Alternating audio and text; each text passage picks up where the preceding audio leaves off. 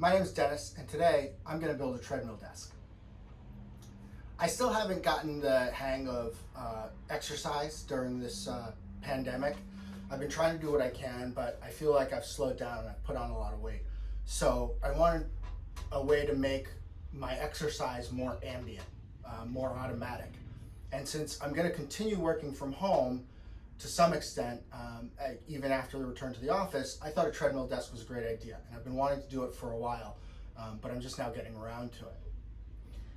There's been a lot of videos on YouTube on how to build a treadmill desk, so this is less of a how-to and just kind of in addition to the mix of how I solved some of the problems I ran across in my situation and some of the materials I used and like that. So there's many ways to skin this cat. This is just the cheapest, fastest, best way I found to do it.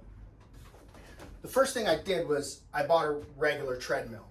I didn't want to buy a treadmill desk because the pre-made treadmill desks only go 2 miles an hour. And if I, for some reason, want to go for a jog, I want to have that ability. Obviously not during a conference call, but just independently of that. And also this feels more durable than the ones you can just slip under your desk. I also didn't want to take up my regular desk with a treadmill. I don't have a lot of room in there. And I didn't think if I had to set it up every time I wanted to walk into a conference call, I didn't think I would do that as often. Whereas this, I can just show up and do it. I definitely took a couple conference calls just like this, with the laptop in the magazine cradle. That was version 1.0. And I really like the experience of taking conference calls from a treadmill while doing a slow walk. There were several problems. One is the vibration. It's distracting to me, it's distracting to my colleagues, so I have to do what I can to reduce that. The second problem is the ergonomics of the keyboard. I'm not going to be typing long letters or doing detailed PowerPoints while I'm on a treadmill, but if I want to fire off a sentence or two, I want to be able to do that. The other thing is the camera angle shoots up at me, and it just makes me look really weird in conference calls. These things are in the way. I don't know what they do. They're supposed to create an arm workout, but I think there are more effective ways to add an arm workout. And these things get in the way of the heart rate monitor, so these need to come off. And then lastly, because this treadmill desk is on a former porch, the floor is sloped a little this way, and I want to fix that as much as I can. That's about it. So vibration, ergonomics, camera angles, level. I don't want to spend a ton of money on this project, but I also don't want it to look horrible, because we have kind of a lounge area on this porch, and we use it for entertaining guests on the other half of the porch. So kind of the exercise area, I want it to look more or less presentable. I don't want to cobble anything together with a bunch of 2x4s. So I'm going to be trying to find that balance of using inexpensive common materials, but still creating a sturdy, good-looking piece of furniture. My point is, there are cheaper ways to do this for sure, as well as more expensive ways, but I'm trying to find a balance here. The first thing is these arms come off with a simple 5/16 Allen key. And so I'm going to do that first.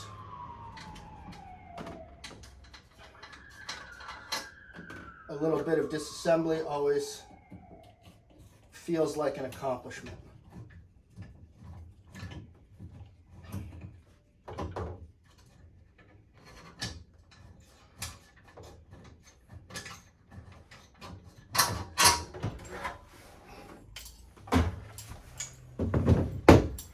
There we go, 4 screws, and we're already well on our way to a treadmill desk. I'm going to keep these screws and these arms just in case I ever want to resell this treadmill and somebody wants a complete unit.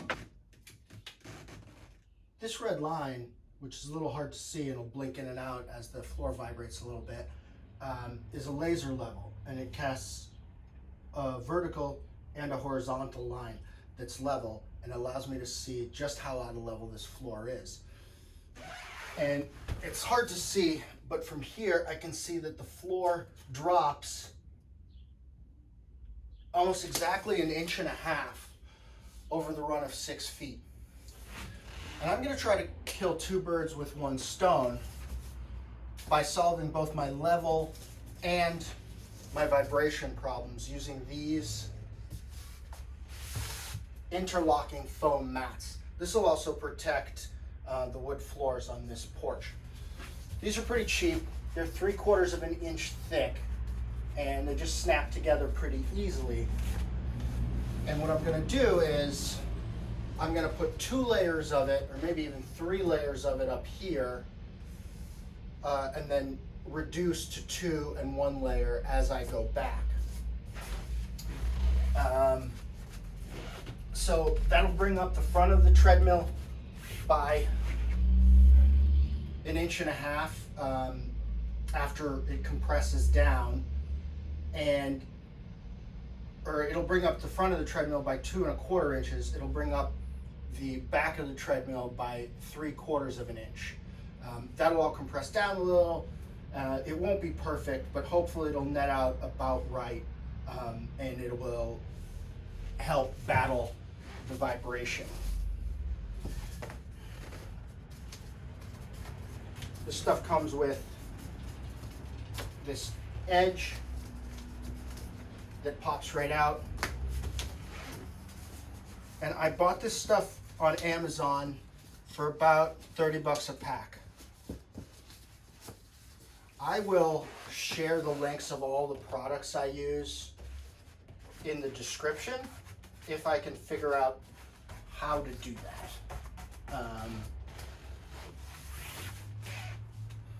I'm not going to do like an affiliate link thing because that just seems ridiculous. So I'm pretty happy with the way that first step turned out.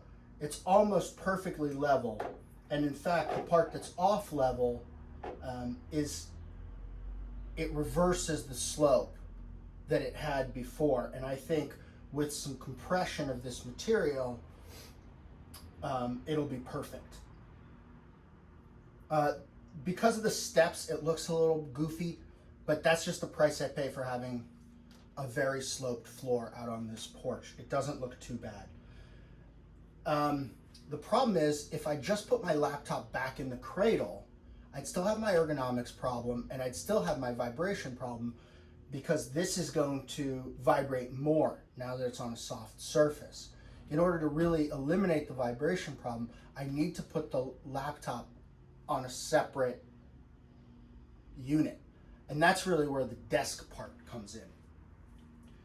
To build the frame of the desk, I looked at a bunch of different materials, everything from 2x4s to Metro shelves, and to PVC pipe. And what I ended up with was this. This is the type of lead pipe that they use in gas plumbing. It's kind of got an industrial look to it. It's not too expensive. It's not too cheap. I probably paid 120 bucks for all the pipe that I needed to do this. That's pandemic pricing. Everything's more expensive. But it comes together really fast. It's really easy to work with. And if I decide I want to do something else a little later, I can reuse all this in a different project. And some Home Depots, when you buy this pipe, they can even cut it to specific lengths and re-thread it for you. I worked with all stock lengths. The highest point on my treadmill is 54 inches. So I'm building an 18-inch base here, and then I'll put 36-inch legs on the other side of it. Couple tips for working with this stuff: always wear gloves because it comes coated with kind of an oil to prevent from corrosion because it's supposed to be used in basements. And also a good pair of gloves will help you to get a nice grip. And then don't be afraid to use the pipe itself as leverage to tighten down the joints.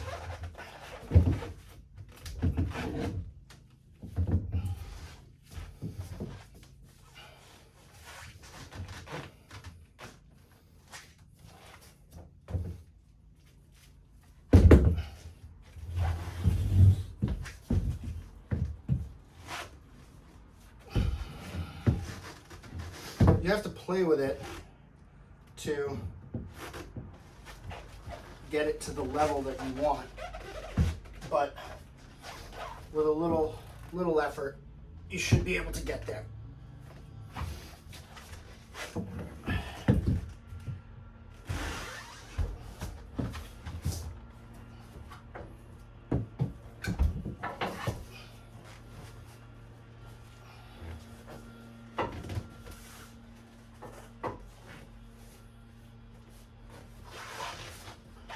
So that's my base.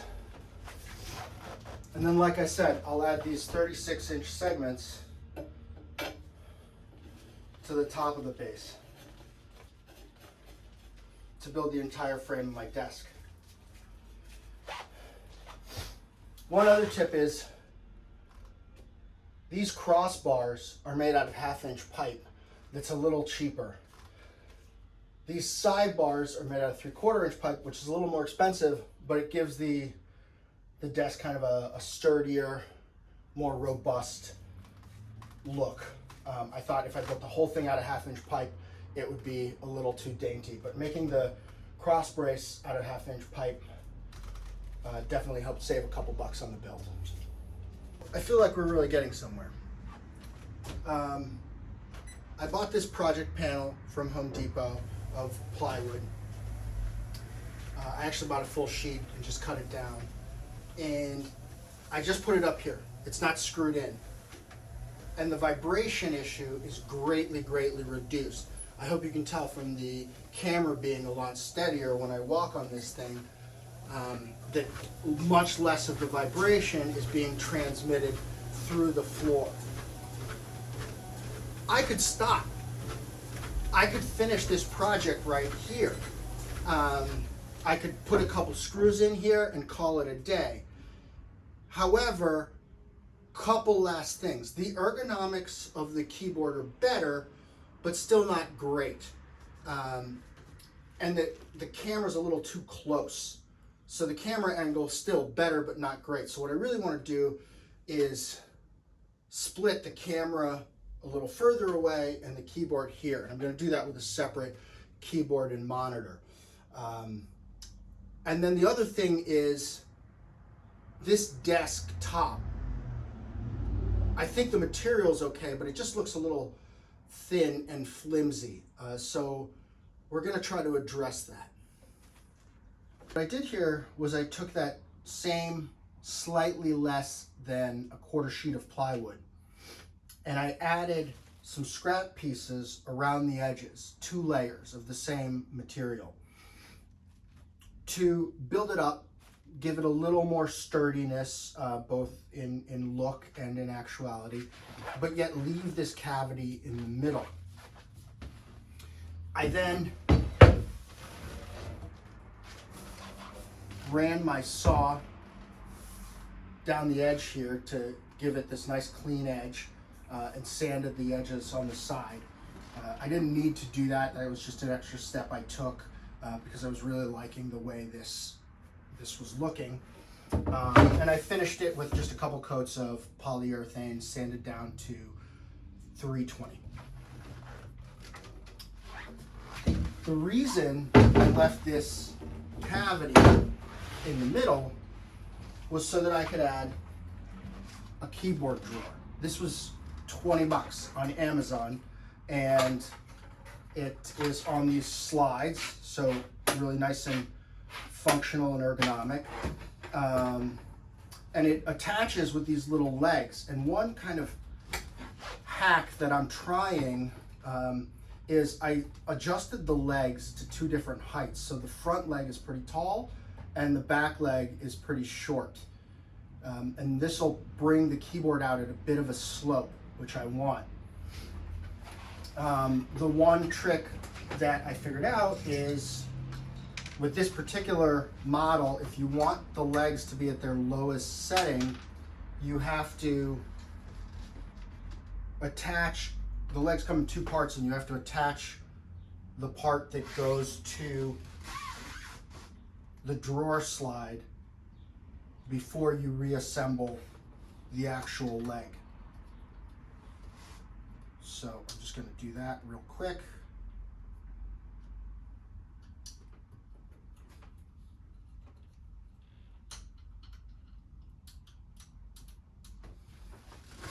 Pop it in. You don't want to assemble stuff like this with a power drill. Plastic pieces and everything like that will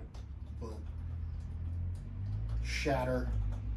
So just nice and snug with a screwdriver. And then what I've done is I've pre-marked the holes, pre-marked and centered them. And those I am going to attach with my drill. This wasn't meant to come in at an angle, so you're bending the plastic a little bit. This is an experiment, what can I say?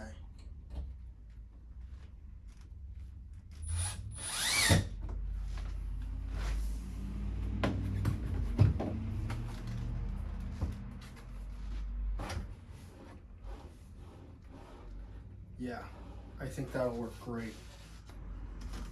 When you first assemble a frame like this, it's really hard to get all the legs and bars to be perfectly square. So when attaching it to the table, you want to make sure that the layout that you're attaching it in isn't just where you place it, but it's in line with these joints. So I took a measurement from the center of these two joints, and I did this before, and I came up with 37.5. I know that the width of one of these flanges is 3.25. So from outside edge of one flange here to the outside edge of the other flange, I'm at 40.75. The table is 44 inches wide, so that's 3.25 inches of white space that I split, and I leave 1 5/8 inches at each end. I've done the same thing for this other measurement, which is 20.25, and I came up with 1.5 inches. So I just drew lines in each corner, and now I'm going to attach those, and it'll actually force the table into square. So there you can see those little layout lines with this leg, which is where I'm going to start. And if you could see the other legs and their layout lines, none of them line up that well. I've got it as close as I can, but that just proves that if left to its own devices, this would be a little out of square. So what I'm going to do is I'm going to start with just a couple screws in each one. It's actually a good practice. It's actually a good practice to use a center punch to keep those holes aligned. But with this being raw plywood and these screws being pretty sharp, I think I'm getting it pretty close.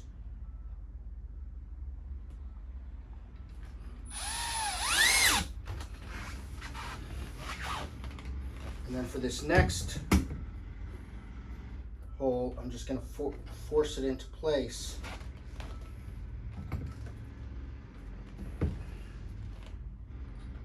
Another good practice is before you start that make sure that these flanges are attached to the same depth. That is, the same amount of threads are left on the other end. And I've done that.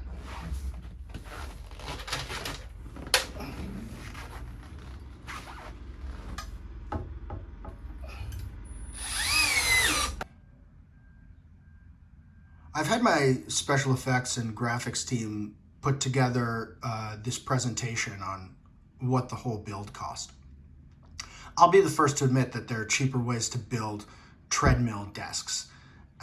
But first of all, this includes the keyboard, mouse, and keyboard drawer, all of which was me kind of just pushing it and getting it a little nicer.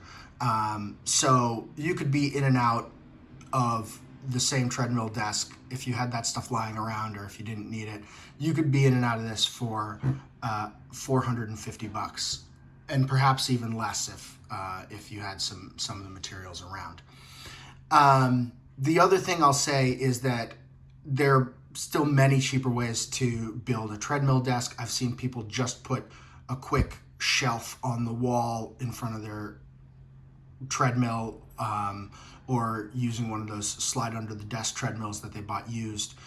Those were not options for me. I wanted something a little sturdier, a little more solid, and with better ergonomics for my height. So given comparable products, I think I did pretty well. This is how the final product turned out, and I couldn't be happier with it. I love the industrial look of the triple thick plywood on the pipe frame, and overall it just looks really clean.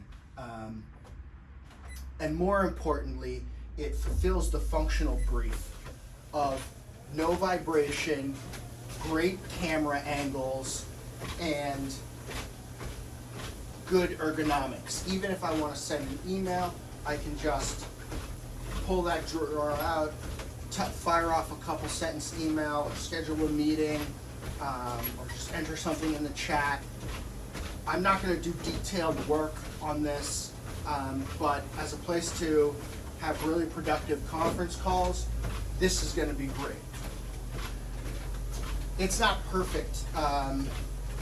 There's still just a little bit of vibration, and when I touch this desk, it's wobbly because it's on a soft surface. I could and probably will fix that with an L bracket into the window frame, just to get it a little sturdier. Additionally, it could probably use a cup holder and some cord management. But I think the more important thing is that I'm just going to use it and live with it and see which improvements are need to have versus nice to have. At some point, you've got to call this a build, call it done, and move forward and really use it. And that's what I'm going to do now.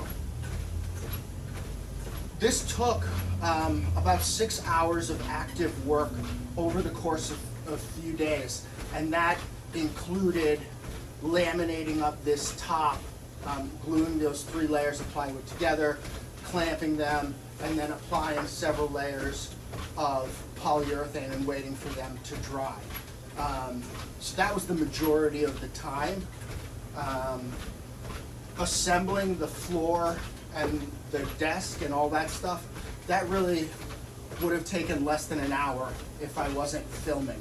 So most of the time in me getting this done was assembling all the parts and equipment. In terms of level of effort, level of difficulty, there's nothing really too hard about this, and I'm really happy to have this addition to my kind of my work routine and my exercise routine. I'm really looking forward to using it for the next 90 days, 6 months, really aggressively, and seeing if I can drop a few pounds and get into better shape. Thanks for watching, and I'll see you again soon.